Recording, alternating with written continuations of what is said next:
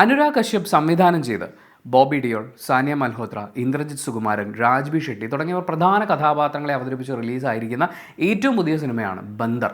Cinema ഏറ്റവും പുതിയതെന്ന് പറയാനായിട്ട് അത് തിയേറ്ററിൽ വന്നിട്ട് കുറച്ചായി, പക്ഷേ വലിയൊരു ഓളമൊന്നും അത് ഉണ്ടാക്കിയിട്ടില്ല. അല്ലെങ്കിൽ അങ്ങനൊരു ഹൈപ്പിൽ വന്ന സിനിമയല്ല. മാത്രമല്ല കഴിഞ്ഞ ആഴ്ച അടക്കം നമ്മൾ ഈ വീക്കെൻഡ്സിൽ കുറേ യാത്രകളും പരിപാടികളൊക്കെ വരുന്നതുകൊണ്ട് തിയേറ്ററിൽ അങ്ങനെ മിസ്സായിപ്പോയി. എന്തായാലും ഇന്നാണ് തിയേറ്ററിൽ പോയി സിനിമ കണ്ടത്.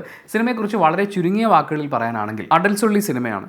136 മിനിറ്റാണ് ഇതിൻ്റെ ദൈർഘ്യം. ഒരാൾ അയാൾക്കെതിരെ ഒരു റേപ്പ് അലിഗേഷൻ ഉണ്ടാകുന്നു. അതിനെ അയാൾ ഫൈറ്റ് ചെയ്യുന്ന രീതി എങ്ങനെയാണ് എന്ന് വെച്ചാൽ അയാൾ അത്യാവശ്യം പോപ്പുലർ ആയിട്ടുള്ള ഒരാളാണ്, അത്യാവശ്യം സാമ്പത്തിക സ്ഥിതിയുള്ളൊരു കുടുംബത്താണ്. അങ്ങനെ ഒരാൾ ഒരു പെൺകുട്ടിയുമായി പരിചയത്തിലാവുകയും അവർ തമ്മിൽ സെക്ഷലി ബന്ധപ്പെടുകയും ഒരു പെർട്ടിക്കുലർ സാഹചര്യത്തിൽ അത് രണ്ട് വഴിക്കാവുന്നു. പക്ഷേ ആ പെൺകുട്ടി അയാൾക്കെതിരെ ഒരു റേപ്പ് കേസ് ഫയൽ ചെയ്യുകയാണ്. അതിനുശേഷം എന്ത് സംഭവിക്കുന്നു എന്നുള്ളതാണ് നമ്മൾ സിനിമയിൽ കാണുന്നത്. സിനിമയുടെ ഒരു 30% അയാളുടെ ലൈഫും റിലേഷൻഷിപ്പും കാര്യങ്ങളും കാണിക്കുമ്പോൾ 70% ജയിലിലാണ്. നമ്മൾ അറിയാൻ ആഗ്രഹിക്കുന്ന ഒരു കാര്യം, ഇന്ദ്രജിത് സുകുമാരൻ എങ്ങനെ ഉണ്ടായിരുന്നു എന്നാണ്. ഒരു ഓക്കേഷ് പരിപാടിയാണ് പുള്ളി. ഇവിടെയൊക്കെ പല ഇവൻറ്റ്സിലൊക്കെ വന്നിട്ടുള്ള പോലെ ഒരു കറുത്ത ഷർട്ടും താടിയൊക്കെ ആയിട്ട് അതേ ഗെറ്റപ്പിൽ തന്നെ ഇടയ്ക്ക് മലയാളവും പറയുന്നുണ്ട്. അദ്ദേഹത്തിൻ്റെ കഴിവിനെ ഭയങ്കരമായിട്ട് ഡിമാൻഡ് ചെയ്യുന്നൊരു സിനിമയൊന്നും ആയിട്ട് എനിക്ക് തോന്നിയില്ല. പക്ഷേ മലയാളം പോലെ തന്നെ മറ്റു ഭാഷകളിലൊക്കെ പ്രശസ്തി നേടാൻ, ഒരുപാട് അംഗീകാരങ്ങൾ നേടാൻ സ്കോപ്പുള്ളൊരു നടനാണ്. ആ ഒരു അർത്ഥത്തിൽ I was happy about that. Raj B ഷെട്ടിയുടെ കാര്യം പറയാനാണെങ്കിൽ രാജ്ബി ഷെട്ടിയുടെ നിഴലിനെ പോലും ഉപയോഗിക്കാനുള്ള കഥാപാത്രം ഈ സിനിമയിൽ ഇല്ലായിരുന്നു. Some random dude can do that എന്ന് പറയുന്ന പോലത്തെ ഒരു ഫീലാണ് നമുക്കുള്ളത്. എന്തിനത് രാജ്ബി ഷെട്ടി ചെയ്തു എന്ന് എനിക്ക് മനസ്സിലാവുന്നില്ല. അത് ചിലപ്പോൾ സെറ്റ് സന്ദർശിക്കാൻ വേണ്ടി വല്ലതും പോയ സമയത്ത് ഇതൊന്ന് ചെയ്ത് നോക്കൂ കറലേ എന്നൊക്കെ പറയുമ്പോൾ പുള്ളി അങ്ങ് ചെയ്തു പോയതായിരിക്കാം. പക്ഷേ അതിൻ്റെ ആവശ്യമില്ലായിരുന്നു. എനിക്ക് ഫീൽ ചെയ്യുന്നത് ഇത് അനുരാഗ് കശ്യപിൻ്റെ ഒരു സിമ്പിൾ തോട്ടാണ്. നമുക്ക് ഇങ്ങനെ ഒരു സിറ്റുവേഷൻ വന്ന് എന്ത് പറ്റും എന്ന് പറയുന്ന ഒരു ഡയറക്റ്റ് തോട്ടിനെ സിനിമയാക്കിയിരിക്കുകയാണ്. അതിൽ ഒരുപാട് പണിയെടുത്ത് വേറെയും പല കാര്യങ്ങളും കൂടി ഇൻവോൾവ് ചെയ്യിപ്പിച്ച് അങ്ങനെ വരുന്നതിനേക്കാൾ നമുക്കിങ്ങനൊരു തോട്ടുണ്ട്, ലെറ്റ്സ് ഡൂ ദിസ് എന്ന് പറഞ്ഞ് അപ്പം തന്നെ ക്യാമറയും തൂക്കി ഇറങ്ങി ഷൂട്ട് ചെയ്യാന്നൊക്കെ പറയുന്ന പോലെ അങ്ങനത്തെ ഒരു ഭയങ്കര പ്ലെയിൻ ഫീൽ ഉണ്ടായിരുന്നു എനിക്ക്. പക്ഷേ വളരെ റിയലിസ്റ്റിക് ആയിട്ടുള്ള മേക്കിംഗ് കാര്യങ്ങളുമാണ്. റിയലിസ്റ്റിക് എന്നൊക്കെ പറഞ്ഞു കഴിഞ്ഞാൽ അഗ്ലി ആയിട്ടുള്ള കാര്യങ്ങൾ അമ്മാതിരി അഗ്ലി ആയിട്ട് ഒരു ഷോട്ട് 2 പ്രാവശ്യം സിനിമയിൽ പ്ലേസ് ചെയ്തിട്ടുണ്ട്. അത് എനിക്ക് സങ്കല്പിക്കാൻ പോലും പറ്റുന്നില്ല. പക്ഷേ നമ്മുടെ നായകൻ അനുഭവിക്കുന്ന ഭീകരതയുടെ ഒരു പീക്ക് നമുക്ക് മനസ്സിലാക്കിച്ച് തരണമെങ്കിൽ അങ്ങനത്തെ ചില ഷോട്ടുകളൊക്കെ പ്ലേസ് ചെയ്തേ പറ്റുള്ളൂ. ഇന്ത്യയിലെ ജയിലുകൾ ഇത്ര ഭീകരമാണ് എന്ന് പറയുന്നത് നമ്മളിവിടെ നമ്മുടെ നാട്ടിലെ ജയിലുകളൊക്കെ കാണുമ്പോൾ നമുക്ക് കുഴപ്പമില്ലാത്ത പോലത്തെ ഒരു അനുഭവമാണുള്ളത്. പക്ഷേ എന്തൊരു അത് ഓർക്കാൻ പോലും പറ്റാത്ത ആ ഭീകരാവസ്ഥയിൽ ജയിലിനെ അവർ പോർട്രേറ്റ് ചെയ്തിട്ടുണ്ട്. ഓഡിയോ വിഷ്വൽ ട്രീറ്റ്മെൻറ്റ് അടിപൊളിയാണ്. വലിയ കാര്യമായിട്ടുള്ള വയലൻസോ ഭയങ്കര സെക്ഷൽ അങ്ങനത്തെ സീക്വൻസുകളോ തെറിയുണ്ട്. പക്ഷേ തെറിയും ഈ പറഞ്ഞ പോലെ ചിലതൊക്കെ മ്യൂട്ട് ചെയ്താണ് പോകുന്നത്. പക്ഷേ ഭയങ്കര ഡിസ്റ്റർബിംഗ് ആയിട്ടുള്ള കാഴ്ചകളും അതുപോലെ കുട്ടികളുമായിട്ട് നമ്മൾ പോവുകയാണെങ്കിൽ അവർക്ക് കുറേ നമ്മൾ എക്സ്പ്ലെയിൻ ചെയ്ത് കൊടുക്കേണ്ടി വരുന്നൊരു സാഹചര്യം ഉണ്ടാകും. ഞാൻ അതുകൊണ്ട് കുഞ്ഞുങ്ങളുമായി തിയേറ്ററിൽ പോയി കാണാൻ ഒരു തരത്തിലും ഈ സിനിമ പ്രിഫർ ചെയ്യുന്നില്ല. കുഞ്ഞുങ്ങളെന്ന് മാത്രമല്ല, ഈ വൃത്തിയുടെ പ്രശ്നമുള്ള ആൾക്കാരുണ്ടല്ലോ, അതായത് ഒരു പരിധിക്ക് അപ്പുറത്തേക്ക് വൃത്തിഹീനമായി കിടക്കുന്ന സ്ഥലങ്ങൾ കണ്ടാൽ പിന്നെ കുറേ നേരത്തേക്ക് അസ്വസ്ഥരാകുന്ന ആളുകളെ ഞാൻ കണ്ടിട്ടുണ്ട്. ഇത് അങ്ങനെയുള്ള ആളുകൾക്ക് കുറേ ദിവസത്തേക്ക് അസ്വസ്ഥരാകാനുള്ള പല കാര്യങ്ങളും വിഷ്വലി ഒരുക്കി വെച്ചിട്ടുള്ളതാണ്. പിന്നെ സിറ്റുവേഷൻസും ചില ആളുകൾക്ക് ട്രിഗറിങ് ആയേക്കാം എന്നുള്ളതുകൊണ്ട് നിങ്ങളൊരു മെൻ്റൽ ഹെൽത്ത് ജേർണിയുടെ ഭാഗമായിട്ട് റിലേഷൻഷിപ്പ് റിലേറ്റഡ് ആയിട്ടുള്ള ഒരു കാര്യവുമായി ബന്ധപ്പെട്ട് മുന്നോട്ട് പോയിക്കൊണ്ടിരിക്കുന്ന ഒരാളാണെങ്കിൽ ഇതിലെ പല സീക്വൻസുകളും നിങ്ങളെ ട്രിഗർ ചെയ്യാൻ സാധ്യതയുണ്ട്. എന്നെ സംബന്ധിച്ച് ഇറ്റ്സ് ഓക്കെ വാച്ച് പരിപാടി. എനിക്കിങ്ങനെ ബോറടിച്ച് എണീറ്റ് ഓടാൻ തോന്നുകയോ അല്ലെങ്കിൽ എന്തി കാണിച്ചു വെച്ചേക്കണം എന്ന് പറയുന്ന ഒന്നല്ല. എന്നാൽ അതേസമയം ഇത് ഉത്കൃഷ്ടമായ കലാസൃഷ്ടി എന്ന് പറയാനുള്ളതുമില്ല. ഒരാളുടെ ജീവിതത്തിലെ കുറച്ച് കാര്യങ്ങൾ അതിനെ വെച്ചുകൊണ്ട് നമ്മുടെ സമൂഹത്തിൽ അരങ്ങേറിക്കൊണ്ടിരിക്കുന്ന ചില കാര്യങ്ങളെയും ഒക്കെ അഡ്രസ്സ് ചെയ്യാനുള്ളൊരു ശ്രമമാണ്. പോസിറ്റീവ്സ് പറയാനാണെങ്കിൽ ഓഫ് കോഴ്സ് പെർഫോമൻസസ് ആണ്. ബോബി ഡിയോൾ ഗംഭീരമായിട്ട് ചെയ്തിട്ടുണ്ട്. എന്ന് വെച്ചാൽ ഒരു മനുഷ്യൻ അയാളുടെ അപ്സ് ആൻഡ് ഡൗൺസ് നമ്മൾ കാണുന്നുണ്ട്. ഇമോഷണലി അയാൾ എങ്ങനെയാണ്, അയാളോട് ആളുകൾ എങ്ങനെയാണ്, എന്തുകൊണ്ടാണ് ഇയാൾ ഇങ്ങനെ ബിഹേവ് ചെയ്യുന്നത്. ആ ക്യാരക്ടറിൻ്റെ തുടക്കമൊക്കെ കണ്ടപ്പം എനിക്ക് ഭയങ്കര റിലേറ്റബിൾ ആയിരുന്നു. ഒറ്റയ്ക്ക് ജീവിക്കുന്ന ഒരു പാർട്ട്ണറെ വേണമെന്ന് ഭയങ്കരമായിട്ട് ആഗ്രഹിക്കുന്ന, അങ്ങനത്തെ 30കൾ കഴിഞ്ഞ് നിൽക്കുന്ന, ഈ സിനിമയിൽ 50കളിലേക്ക് എത്തി നിൽക്കുന്ന അങ്ങനത്തെ ഒരു കഥാപാത്രത്തിനെ അയാൾ വളരെ രസമായിട്ട് ചെയ്തിട്ടുണ്ട്. ചെറിയ ചെറിയ ഷോർട്സ് ഒക്കെ പ്ലേസ് ചെയ്തുകൊണ്ട് അനുരാഗ് കശ്യപ് അതിനെ എലിവേറ്റ് ചെയ്യുന്നുണ്ട്. അതായത് അയാളുടെ മാനസികാവസ്ഥ എന്താണ് എന്നുള്ളത് അത്യാവശ്യം സാമ്പത്തിക സ്ഥിതിയുള്ള, കരിയറിൽ ഇപ്പോഴും ഒരു വലിയ താളം കണ്ടെത്താൻ പറ്റിയിട്ടില്ലാത്ത, എന്നാൽ റിലേഷൻഷിപ്പിലും ഒരുപാട് ട്രൈ ചെയ്തുകൊണ്ടിരിക്കുന്ന ഒരാളുടെ ഒരു സിറ്റുവേഷനാണ്. അവിടുന്ന് തുടങ്ങി അയാളുടെ ഹെൽപ്ലെസ്നെസ് ഒക്കെ നമ്മൾ കാണുന്നുണ്ട്. വലിയ നായകൻ പരിപാടികളൊന്നുമല്ല. അപ്പോൾ അതിനെ മുഴുവൻ ബോബി ഡിയോൾ ഗംഭീരമായിട്ട് സ്ക്രീനിൽ കൊണ്ടുവന്നിട്ടുണ്ട്. സാനിയ മൽഹോത്രയ്ക്ക് ആക്ച്വലി സിനിമ തീരുമ്പോൾ താങ്ക് യു സാനിയ മൽഹോത്ര എന്നാണ് കാണിച്ചത്. അവർക്ക് പൈസ കൊടുക്കുന്നതിന് വരെ നന്ദി മാത്രമാണോ കൊടുത്തത് എന്നെനിക്ക് തോന്നിപ്പോയി. പക്ഷേ അവർ ഗംഭീരമായിട്ട് ചെയ്തിട്ടുണ്ട്. എന്ന് വെച്ചാൽ ആ സിസ്റ്റർ അവരുടെ ബ്രദറുമായിട്ടുള്ള റിലേഷൻഷിപ്പിൻ്റെ അവർ ഏറ്റക്കുറച്ചിൽ പരിപാടികൾ, എന്ത് രസമായിട്ടാണ് സാനിയ ചെയ്തേക്കുന്നത് എന്ന് വെച്ചാൽ അത്രയും രസമായിട്ടാണ് അവർ ചെയ്തിരിക്കുന്നത്. അവർക്ക് താങ്ക്സ് കൊടുത്ത് ഒഴിവാക്കരുത്. ഈ സിനിമയിൽ ബോബി ഡിയോൾ കഴിഞ്ഞാൽ പിന്നെ ഏറ്റവും കൂടുതൽ പൈസ അർഹിക്കുന്നത് അവരാണ്.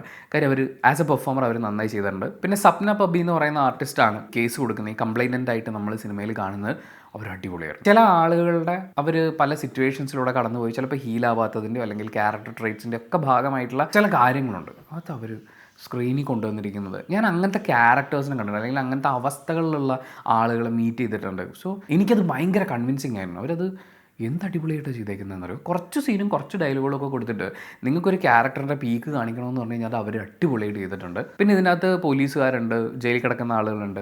ഇന്ദ്രജിത്തിൻ്റെയും രാജ്ബി ഷെട്ടിയുടെയും കാര്യം ഞാൻ പറഞ്ഞല്ലോ, അവരെക്കാളും നന്നായി ചെയ്യാനും ആ സ്പേസ് ഉള്ള ആൾക്കാരൊക്കെ ഉണ്ട്. ഇതിൽ സാനിയ മൽഹോത്രയുടെ കൂടെ വരുന്ന വക്കീലായിട്ടുള്ള പുള്ളിക്കാരനൊക്കെ ഉണ്ട്. ആ പുള്ളിയൊക്കെ ഭയങ്കര കൺവിൻസിങ് ആയിരുന്നു. പിന്നെ ഓരോ പെർഫോമറിനും സ്പേസ് കൊടുത്തിട്ടുണ്ട് അനുരാഗ് കശ്യപ്. അതിൻ്റെ ഒരു ക്വാളിറ്റി ഔട്ട്പുട്ടിലുണ്ട്. പിന്നെ പറയേണ്ടത് ഇതിൻ്റെ സൗണ്ടിങ് ആണ്. എന്ന് വെച്ചാൽ ഒരുപാട് മ്യൂസിക്കും പരിപാടികളൊക്കെ ഇട്ട് ജിൽജിലാപ്പി പരിപാടികളായിട്ട് പോവുക എന്നുള്ളതല്ല. സൈലൻസ് വേണ്ടിയിടങ്ങളിൽ സൈലൻസ് ഉണ്ട്. മ്യൂസിക്കിനേക്കാൾ കൂടുതൽ അവിടുത്തെ ആംബിയൻസിന് ഇമ്പോർട്ടൻസ് വരുമ്പോൾ അങ്ങനത്തെ ഒരു പരിപാടി ഉണ്ടല്ലോ. ടിപ്പിക്കലി ഈ അടുത്ത കാലത്ത് വന്നിട്ടുള്ള ബോളിവുഡ് പടങ്ങളിൽ നിന്നൊക്കെ ഭയങ്കര ഡിഫറെൻ്റ് ആയിട്ട് ട്രീറ്റ് ചെയ്യപ്പെട്ടിട്ടുണ്ട് ഓഡിയോ എന്ന് എനിക്ക് തോന്നി. അതുപോലെ തന്നെ ഇതിൻ്റെ വിഷ്വൽ പരിപാടികളും ഡിസ്ഗസ്റ്റിംഗ് എന്നൊക്കെ പറയുന്ന പോലത്തെ ആ ആംബിയൻസിൽ ആ ജയിൽ കാണിച്ചിരിക്കേണ്ടത്. നിങ്ങൾക്ക് അത്രയും നേരം ആക്ച്വലി ആ ജയിലിനകത്ത് എല്ലാം നാറ്റവും നമുക്ക് ഫീൽ ചെയ്യും. ഈ മയക്കുമരുന്ന് ഉപയോഗിക്കുന്ന ആളുകൾ, പുകവലിക്കുന്നവർ, ബീഡി വലിക്കുന്നവർ, ഇതൊക്കെ ഒരു മാസ് ഫീലിന് അടിപൊളിയാണ്. പക്ഷേ ഈ വലിച്ച് കഴിഞ്ഞിട്ട് ഒരുത്തൻ നമ്മുടെ അടുത്ത് വന്ന് കുറച്ച് നേരം വർത്താനം പറഞ്ഞിരിക്കുമ്പോഴാണ് നമുക്കതിൻ്റെ ബുദ്ധിമുട്ട് മനസ്സിലാവുക.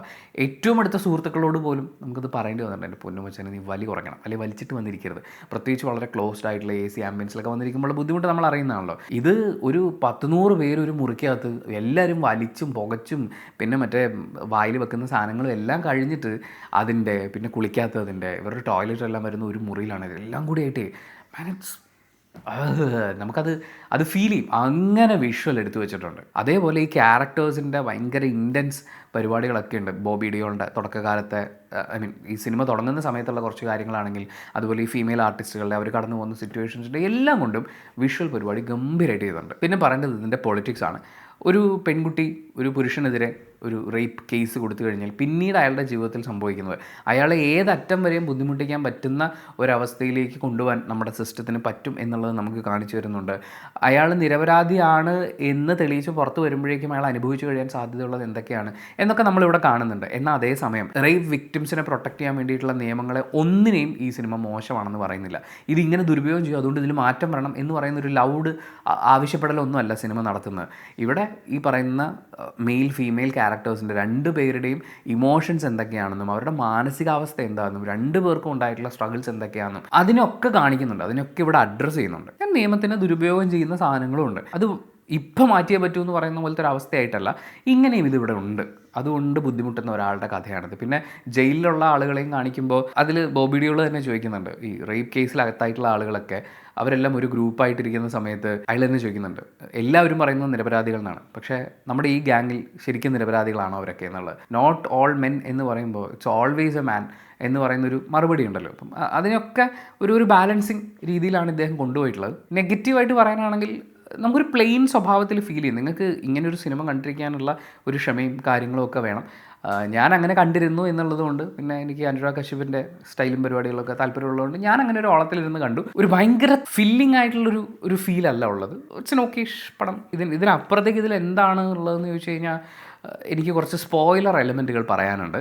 നിങ്ങൾക്ക് ഇത് തിയേറ്ററിൽ എങ്ങനെയാണ് വരിക എന്ന് എനിക്കറിയില്ല. എനിക്കിതൊരു ഓക്കെ വാച്ചായിരുന്നു. ഇനി നിങ്ങൾ ഈ സിനിമ തിയേറ്ററിൽ കണ്ടിട്ടുള്ള ആളാണെങ്കിൽ നിങ്ങളുടെ അഭിപ്രായങ്ങൾ കമൻറ്റ് ബോക്സിൽ രേഖപ്പെടുത്തുക. കമൻറ്റ് ബോക്സും കൂടി വായിച്ചിട്ട് സിനിമയ്ക്ക് പോകണോ വേണ്ടിയോ തീരുമാനമെടുക്കാൻ കാത്തിരിക്കുന്ന കുറേ ആളുകളുണ്ട്. അവർക്കതൊരു വലിയ സഹായമായിരിക്കും. അപ്പോൾ ഈ വീഡിയോയിലെ ഇനി അങ്ങോട്ട് നമ്മൾ പറയാൻ പോകുന്നത് ഇതിലെ കഥയുമായി ബന്ധപ്പെട്ടിട്ടുള്ള ചില സ്പോയിലർ എലമെൻറ്റുകളാണ്. അത് വലിയ കുഴപ്പമൊന്നും ഉണ്ടാവില്ല. എന്നാൽ പോലും നിങ്ങൾക്ക് അങ്ങനെ ഒരു സ്പോയിലർ വേണ്ടെന്നാണെങ്കിൽ ഈ ഭാഗം സ്കിപ്പ് ചെയ്യാം. ഈ സിനിമയിൽ നമ്മുടെ ബോബി ഡിയോൾ അവതരിപ്പിക്കുന്ന കഥാപാത്രവും സപ്ന അവതരിപ്പിക്കുന്ന കഥാപാത്രവും ഇവർ രണ്ടുപേരും ഒരു ഡേറ്റിംഗ് ആപ്പിൽ വെച്ച് പരിചയപ്പെടുന്നു. അവർ ഒന്നിച്ച് കുറേ ദിവസം ഡേറ്റ് ചെയ്യുന്നു. ഒരു ദിവസം അവർ ഫിസിക്കലി ബന്ധപ്പെടുന്നു. അങ്ങനെ ബന്ധപ്പെട്ടതിന് ശേഷം, അതിന് മുമ്പും ശേഷമൊക്കെ ഇവരുടെ കുറേ കോൺവെർസേഷൻസ് ഒക്കെ എന്തായാലും നടന്നിട്ടുണ്ട്. ഫ്ലേട്ടിംഗ് ഉണ്ടാവും, അടുത്ത ലെവൽ ഓഫ് ഇപ്പോൾ ഫോട്ടോസ് അയച്ചു കൊടുക്കുക, അങ്ങനെയുള്ള കുറേ കാര്യങ്ങളുണ്ടാവും. അത് കഴിഞ്ഞ് അവർ ഫിസിക്കലി ബന്ധപ്പെടുന്നു. ഫിസിക്കലി ബന്ധപ്പെട്ടതിന് ശേഷം ഏതോ ഒരു പോയിന്റിൽ, അത് ഏത് പോയിൻ്റാണെന്നുള്ളത് നിങ്ങൾ സിനിമ കൊണ്ട് മനസ്സിലാക്കിയത്, ഒരു പോയിന്റിൽ നായകന് ഫീൽ ചെയ്തു this is not going to work. പക്ഷേ അവനത് കമ്മ്യൂണിക്കേറ്റ് ചെയ്തില്ല. അതാണ് ഇവിടുത്തെ മെയിൻ പ്രശ്നം. അവളെ പറഞ്ഞ് മനസ്സിലാക്കാൻ വേണ്ടിയിട്ടോ ഒന്നും സമയം സ്പെൻഡ് ചെയ്യുന്നതിന് പകരം ജസ്റ്റ് ഗോസ്റ്റ് ചെയ്തു. നീ പൊക്കോളൂ, നമുക്ക് പിന്നെ കാണാമെന്ന് പറഞ്ഞു. പിന്നീട് അവളുടെ ഫോൺ എടുക്കുന്നില്ല, വീട്ടിൽ വന്ന് കാണാൻ സമ്മതിക്കുന്നില്ല, പുറത്ത് പോയി കാണുന്നില്ല, യാതൊരു കമ്മ്യൂണിക്കേഷനും കൊടുക്കുന്നില്ല. ആ പെൺകുട്ടി മാനസികമായി വളരെ ബുദ്ധിമുട്ടേറിയ ഒരു അവസ്ഥയിലെത്തുന്നു. മാത്രമല്ല അവളുടെ ക്യാരക്ടർ ട്രേറ്റ്സ് കാണിക്കുമ്പോൾ നമ്മൾ കാണുന്നത് ഓൾറെഡി പലവട്ടം കൈ മുറിച്ചിട്ടുള്ള വളരെ ടോക്സിക് ആയിട്ടുള്ള ഒരു റിലേഷൻഷിപ്പ് പാറ്റേൺസിലൂടെ കടന്നു പോകേണ്ടി വന്നിട്ടുള്ള ഒരാളാണ്. അത് അവരുടെയാണോ മറ്റുള്ളവരാണോ ഒന്നും നമുക്കറിയില്ല. അപ്പോൾ അങ്ങനത്തെ പല സിറ്റുവേഷൻസിലൂടെയും കടന്നു പോയിട്ടുള്ള ഒരാളാണ്. അങ്ങനെ ഒരാളെയാണ് ഇയാൾ ഇങ്ങനെ ട്രീറ്റ് ചെയ്യുന്നത്. സ്വാഭാവികമായും അവർ വീണ്ടും വീണ്ടും ഇയാളെ ചേസ് ചെയ്യാൻ ശ്രമിക്കുന്നു. പക്ഷേ ഇയാൾ ഒന്നിനും വിട്ടുകൊടുക്കുന്നില്ല. അവസാനം ഫ്ലാറ്റിൽ പോലും കയറ്റാത്ത രീതിയിൽ സെക്യൂരിറ്റിയൊക്കെ പറഞ്ഞ് ഏൽപ്പിച്ച് അവളെ അങ്ങ് ഒഴിവാക്കുകയാണ് കംപ്ലീറ്റ്ലി. ആ വാശിപ്പുറത്താണ് ഇവളി കേസ് കൊടുക്കുന്നതായിട്ട് നമ്മൾ കാണുന്നത്. ഇങ്ങനെ സംഭവിക്കാൻ സാധ്യതയുണ്ടോ എന്ന് ചോദിച്ചു കഴിഞ്ഞാൽ ഇല്ല എന്ന് എനിക്ക് പറയാൻ പറ്റില്ല. കാരണം ചില ആളുകൾക്ക് ചില ക്ലോഷേഴ്സ് അംഗീകരിക്കാൻ പറ്റില്ല. എനിക്ക് വേണം, എനിക്കിത് കിട്ടിയേ പറ്റുള്ളൂ, എനിക്ക് താല്പര്യമുള്ളൂ, പറ്റില്ല എന്ന് പറയുന്ന ആണുങ്ങളെയും നമ്മൾ കാണുന്നുണ്ട്. അങ്ങനെയുള്ള ആണുങ്ങളെ നമ്മൾ ഒരുപാട് സിനിമകളിൽ കണ്ടിട്ടുണ്ട്. പെണ്ണുങ്ങളെ കാണുന്നത് കുറവാണ്. ഇവിടെ അങ്ങനെ ഒരു പെൺ കഥാപാത്രത്തിനെയാണ് നമ്മൾ കാണുന്നത്. അപ്പം അവന് താല്പര്യമില്ല എന്ന് മനസ്സിലാകുമ്പോൾ അത് തുറന്നു പറയാനുള്ള മാനേഴ്സ് അവനില്ല എന്ന് പറയുന്നൊരു ഫാക്ടർ അവിടെ ഉണ്ട്. അപ്പോഴും നടക്കില്ല എന്നുള്ളൊരു കാര്യത്തിന് നടക്കില്ല എന്ന് തന്നെ വിചാരിച്ച് മുന്നോട്ട് പോകാമെന്നുള്ളതല്ലേ. പക്ഷേ ഇവിടെ ആ പെൺകുട്ടിക്ക് അത് പറ്റുന്നില്ല. അതിന് പല കാരണങ്ങളുണ്ടായേക്കാം. പക്ഷേ ഞാൻ അവിടെ ശ്രദ്ധിച്ചൊരു കാര്യം എന്ന് പറയുന്നത്, ഫിസിക്കലി റിലേഷൻഷിപ്പ് ഉണ്ടായതിന് ശേഷം this relationship is not going to work എന്ന് പറയുമ്പോൾ ഒരു പെൺകുട്ടിയാണ് ആൺകുട്ടിയെ ഗോസ്റ്റ് ചെയ്തിരുന്നെങ്കിൽ, അവൻ്റെ മെസ്സേജുകൾക്കും ഫോൺ കോളുകൾക്കും ഒന്നും മറുപടി കൊടുക്കാതെ ഒഴിഞ്ഞു മാറി ഒളിച്ച് നടക്കുന്നത് എങ്കിൽ, വീണ്ടും അപ്രോച്ച് ചെയ്യുന്ന സമയത്ത് ആട്ടിപ്പായിക്കുകയോ അപമാനിക്കുകയോ ചെയ്യുമ്പോൾ ആണിനിവിടെ വേറെ ഓപ്ഷനില്ല. പെണ്ണിൻ്റെ നോ ഇസ് എ നോ. അത് ഈ സിനിമയിലും പറയുന്നുണ്ട്. നോ ഇസ് എ നോ, അറിയില്ലേ എന്നൊക്കെ ചോദിക്കുന്നുണ്ട് പോലീസുകാരൻ. സോ അവിടുത്തെ നോയെ നോ ആയിട്ട് തന്നെ അക്സെപ്റ്റ് ചെയ്യണം. അത് അങ്ങനെയല്ല എന്നല്ല ഞാൻ പറയുന്നത്. A no is a no. അതിനൊരു പ്രോപ്പർ ക്ലോഷറും പരിപാടിയും ഒന്നും വേണ്ട. അതായത് എന്തുകൊണ്ടാണ് ഇത് വർക്കാവാത്തത്, അല്ലെങ്കിൽ ഇവിടം വരെ എത്തി പക്ഷേ എനിക്കിത് നന്നായി പോകുമെന്ന് തോന്നുന്നില്ല, ലെറ്റ്സ് ബ്രേക്കപ്പ് എന്ന് പറയുന്ന ഒരു മിനിമം സ്റ്റേറ്റ്മെൻറ്റ് പോലും കൊടുക്കാതെ ഗോസ്റ്റ് ചെയ്താലും ആണിന് ഇവിടെ ഒന്നും ചെയ്യാനില്ല. പക്ഷേ ഇതൊരാണ് ചെയ്ത് കഴിയുമ്പോൾ നമ്മളിവിടെ ആ പെൺകുട്ടിയെ ദുരുപയോഗം ചെയ്യാൻ വേണ്ടിയിട്ട് നടക്കുന്ന ഒരു പ്രിഡേറ്റർ മോഡലുള്ള പുരുഷനെ അല്ല കാണുന്നത്. പക്ഷേ അവനത് ചെയ്ത് കഴിയുമ്പോൾ അവൻ ഗോസ്റ്റ് ചെയ്തു, അവൻ പ്രോപ്പറായിട്ടുള്ളൊരു ക്ലോഷർ കൊടുത്തിട്ടില്ല, ഈ പറയുന്ന കാര്യമാണ്. പക്ഷേ അവനെതിരെ ആ പെൺകുട്ടി എടുത്ത് ഉപയോഗിക്കുന്ന allegation is a rape allegation. അത് ഒരാളുടെ, പ്രത്യേകിച്ച് ഇന്ത്യയിലെ സാഹചര്യത്തിൽ ഒരാളുടെ ജീവിതം അതോടെ തീർന്നു. ഇന്ദ്രജിത്തിൻ്റെ ക്യാരക്ടർ മറ്റോ ആണ് പറയുന്നത്, once you are a rapist you are always a rapist. അതിന് വേറെ മാറ്റമൊന്നും സംഭവിക്കില്ല. ആ രീതിയിൽ നമ്മുടെ സമൂഹം ചിത്രീകരിക്കും. ജയിലിനകത്ത് അവരങ്ങനെ ട്രീറ്റ് ചെയ്യപ്പെടും. നിയമം അവരെ ഒരു ജാമ്യം കിട്ടാൻ വേണ്ടിയിട്ട് ഒരാൾ വെയിറ്റ് ചെയ്യുന്ന സമയമാണ്. നമ്മുടെ നീതിന്യായ വ്യവസ്ഥ ഇപ്പം എന്തുകൊണ്ട് നീതി ഡെലിവർ ചെയ്യുന്നില്ല? അതായത് ഒരു കേസ് ഉണ്ടായാൽ അപ്പോൾ ആളെ തല്ലിക്കൊല്ലുക എന്ന് പറയുന്നതാണ് വേറൊരു വിഭാഗം ആളുകളുടെ ചിന്താഗതി എന്ന് പറയുന്നത്. അങ്ങനെയല്ല, രണ്ടുപേർക്കും അവരുടെ കാര്യങ്ങളൊക്കെ പറഞ്ഞിട്ട് നിരപരാധി ആരാണ് അപരാധി ആരാണ് എന്നൊക്കെ തിരിച്ചറിയാൻ ഒരു സമയം വേണം. ഇവിടെ ഒരേ കാര്യം ആണും പെണ്ണും ചെയ്യുമ്പോൾ അത് ട്രീറ്റ് ചെയ്യപ്പെടുന്നത് ഭയങ്കര ഡിഫറെൻ്റ് ആയിട്ടാണ്. ഇപ്പോഴും ഈ നിയമം ഇങ്ങനെ തന്നെ പ്രൊട്ടക്റ്റ് ചെയ്യേണ്ട, അല്ലെങ്കിൽ ഇങ്ങനെ ഉണ്ടായിട്ട് പോലും നേരെ പ്രൊട്ടക്ഷൻ കിട്ടാത്ത സ്ത്രീകളുണ്ട്. അതിനെ നമ്മൾ അഡ്രസ്സ് ചെയ്യുന്നുണ്ട്. പക്ഷേ അതിന് ഉപയോഗിക്കാൻ അറിയാവുന്ന ആളുകൾ ദുരുപയോഗം ചെയ്യാൻ ഇറങ്ങുമ്പോണ്ടാവുന്ന ഒരു ആംഗിൾ ഇവിടെ അവതരിപ്പിക്കുന്നുണ്ട്. ആ ചോദ്യം ഞാൻ നിങ്ങളുടെ മുന്നിലേക്ക് വെക്കുകയാണ്. ഒരുപക്ഷെ ഈ സിനിമ കണ്ടിട്ടുള്ള ഒരാളാണ് നിങ്ങളെങ്കിൽ ഈ ഭാഗം കേട്ട് കഴിയുമ്പോൾ നിങ്ങൾക്ക് കുറച്ചും കൂടി സംസാരിക്കാനുണ്ടാവും. ആണുങ്ങൾ മുഴുവൻ പാവാണെന്ന് പറയാനോ ആരെയും ന്യായീകരിക്കാനോ വേണ്ടിയൊന്നും അല്ല ഈ ഒരു പോർഷൻ പറഞ്ഞത്. പക്ഷേ എനിക്ക് ഈ ഒരു ക്വസ്റ്റ്യൻ നിങ്ങളുടെ മുന്നിലേക്ക് വെക്കണമെന്ന് തോന്നി. നിങ്ങളുടെ അഭിപ്രായങ്ങൾ കമൻറ്റ് ബോക്സിൽ രേഖപ്പെടുത്തുക with respect. And thank you so much for watching this video. Video ഇഷ്ടപ്പെട്ടാൽ ലൈക്ക് ചെയ്യുക, കമൻറ്റ് ചെയ്യുക, ഷെയർ ചെയ്യുക, സബ്സ്ക്രൈബ് ചെയ്യുന്ന കാര്യവും ഹൈപ്പ് ചെയ്യുന്ന കാര്യവും പരിഗണിക്കുക.